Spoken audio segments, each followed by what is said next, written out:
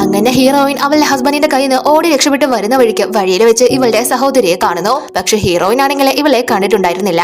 ഇവളാണെങ്കിൽ ഉടനെ തന്നെ ഹീറോയിന്റെ പേര് എടുത്ത് വിളിക്കുന്നു. പക്ഷെ കറക്റ്റ് സമയം തന്നെ ഇവളുടെ ഹസ്ബൻഡ് വന്ന് അവളെ തടയുന്നു. എന്നാൽ ഹീറോയിന് ആരോ തന്നെ വിളിക്കുന്നത് പോലെ തോന്നി തിരിഞ്ഞു നോക്കുമ്പോൾ ഒരു പെൺകുട്ടി ആരോ ചേർന്ന് ഉപദ്രവിക്കുന്നത് പോലെ അവൾക്ക് തോന്നുന്നു. അതുകൊണ്ട് തന്നെ അസിസ്റ്റന്റിനോട് കാർ നിർത്തി അവിടെ എന്താണെന്ന് നോക്കിയിട്ട് വരാനായിട്ട് പറയുന്നു. അങ്ങനെ അയാളും അത് തിരക്കി ചെല്ലുമ്പോൾ ഇവളുടെ ഹസ്ബൻഡ് ഇവളുടെ വായിൽ തുണി തിരുക്കി വെച്ചേക്കാണ്. അങ്ങനെ അസിസ്റ്റന്റ് അയാളോട് വന്ന് ഇവിടെ എന്താ നടക്കുന്നത് എന്ന് ചോദിക്കുമ്പോൾ അയാള് നിങ്ങൾ ഈ നാട്ടിലെ പുതിയതാണല്ലേ, അതുകൊണ്ട് എന്റെ വൈഫിന്റെ കാര്യങ്ങളൊന്നും അറിയാത്തത്, ഇവള് എപ്പോഴും ഇങ്ങനെയാണ്, തലയ്ക്ക് സുഖമില്ലാത്തതാണ് എന്ന് പറഞ്ഞ് ഒരു പ്രശ്നമില്ല എന്ന രീതിയിൽ അയാൾ അവിടെ നിന്ന് പറഞ്ഞയക്കുന്നു. ഇവനാണെങ്കിൽ അവളുടെ തല പിടിച്ച് കുനിച്ചു വെച്ചിരിക്കുന്നത് കൊണ്ട് തന്നെ അസിസ്റ്റന്റ് ഇവളുടെ ഫേസ് കാണുന്നില്ല. അതുകൊണ്ട് തന്നെ അവരുടെ കുടുംബ പ്രശ്നമായിരിക്കും അത് എന്ന് വിചാരിച്ച ഹീറോയിനോട് വന്ന് അത് വേറെന്തോ പ്രശ്നമാണെന്ന് പറയുന്നു. അങ്ങനെ അവളും അത് കാര്യമായി എടുക്കാതെ വണ്ടി എടുക്കാനായിട്ട് പറഞ്ഞ് അവരവിടെ നിന്ന് പോകുന്നു. അവർ പോയതിനു ശേഷം ഇവനാണെങ്കിൽ കയ്യിലുണ്ടായിരുന്ന ഒരു വടിയെടുത്ത് ഇവളെ ഒരുപാട് ഉപദ്രവിക്കുന്നു. അവന്റെ കയ്യിൽ നിന്ന് ഓടി രക്ഷപ്പെട്ടതിന്. അതിനുശേഷം അവളെ കൊണ്ടുവന്ന് ഒരു റൂമിൽ പൂട്ടിയിടുന്നു.